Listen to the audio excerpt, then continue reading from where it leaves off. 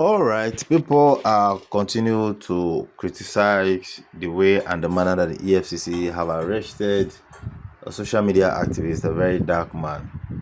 A lot of persons have shown quite concern at the approach that the EFCC used in arresting very dark man, more like a kidnapper.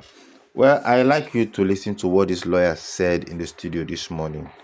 You will learn a whole lot of things. You see, the way EFCC are going about their work, these are professional organization entities that are supposed to be law abiding to human rights and every aspect of, but no, they are not doing it the way they are supposed to do it. Well, just listen to what this lawyer said about EFCC and about Verydarkman itself.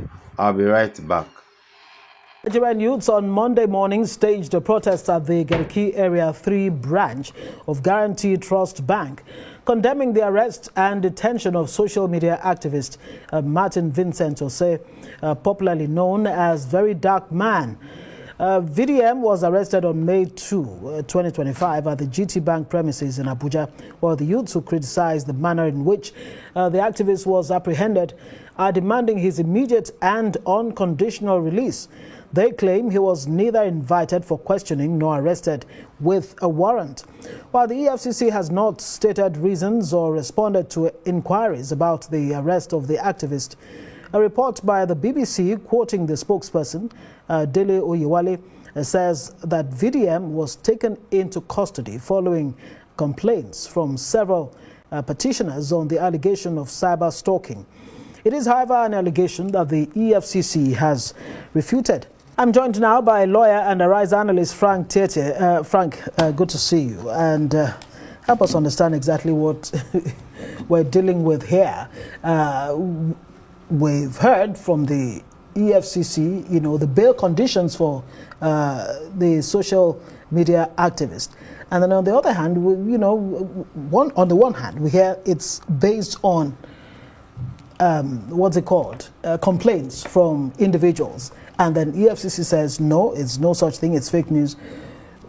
This miscommunication, is that what is giving oxygen to this? If the EFCC is able to determine what is fake news, one would expect too that it will sell us the proper news, the proper situation of things. Right. I think I like the slogan of the EFCC where before now when it says the EFCC will get you anytime, anywhere, right?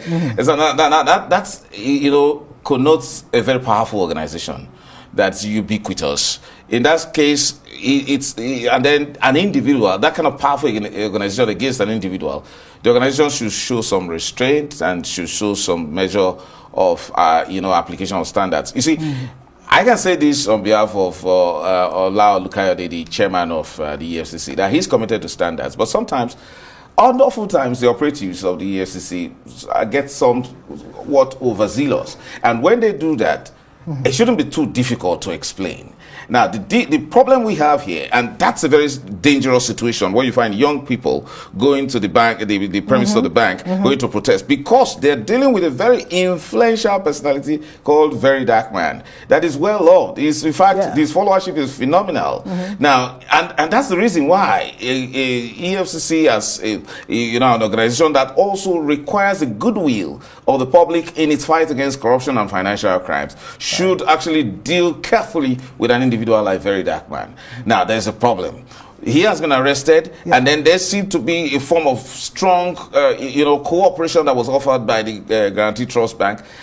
The expectation is a show of accountability on the part of the EFCC and the bank by simply explaining to Nigerians that this is exactly what's happening. Nobody is saying that the Verydarkman is above the law. However, when it seems... the bank in question says, they don't have a hand in it. The young man, the VDM, was arrested outside the premises of the bank, that they've exculpated themselves, more or less. But Nigerians don't believe. And that's more reason why an authority like the EFCC should be the forefront of showing a level of accountability to the people by saying this and such a reason is why we arrested Verydarkman. And of course, because of the presumption of innocence, he should be assumed that he has been granted bail. And then so that report, given bail conditions, that he will not be released until he meets his bail conditions, and he will be taken to court. Well, that's the report. That's the report accredited to the BBC. Right. However, it's nothing difficult for the EFCC. EFCC has fantastic spokesmen. Whether you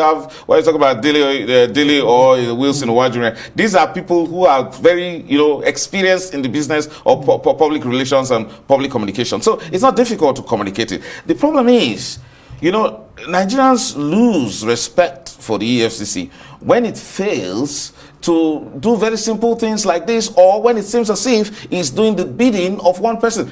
The chairman is not like that. I can say that because I've had a personal contact with him. So my mindset about the way he operates is a matter of very high ethical standards. So why is it not reflecting in his men on the that's ground? the reason why that's the reason why people protest. That's the reason why we must say that this is not the proper thing to do, especially for a very influential person like Verydarkman. Yeah. My expectation is that simply go and tell the public what is done, and now, because of the presumption of his innocence, announce the bail conditions. I mean, I think it's valid a point if someone says that you could have simply invited him. I mean, for a long time, and when the FCC carries out one forms of publication as to a wanted person, the people show up because they know that from the current criminal arrangement, whether you even flee abroad, you'll be caught. So my expectation is that the EFCC should show some measure of accountability to the people. It's not a government to itself. How can the EFCC,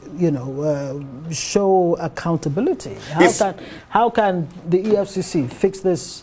What's looking in your eyes like a damage to the reputation of the EFCC? I think just do the right thing. I would have expected the right thing be? They call a press conference, because you can see that in this age of the social media, where people like Verydarkman reign as I would say as kings. They carry a lot of influence in that place, and every young Nigerian nearly sees these sort of fellows as role models. So it's not a very good thing if now the FCC is seen as the oppressor, as the one that can be used by the government to suppress free speech. Because so in order not to allow, because we see that label of these explanations as fake news, in order not to allow the constant growing fake news to be preponderant, you have to make the proper statement, give the statement. So what the FCC should do now, in realizing that it doesn't matter whether he's a young person, the level of his popularity demands that a press briefing be given immediately to show some measure of accountability to Nigerians, that you don't work for yourself, and that you are not against Nigerians, and that we are all in the business of fighting corruption together, fighting financial crimes, or whatever in this case is cyber stalking. Nobody really wants it. Let's talk about this cyber stalking. Is it being...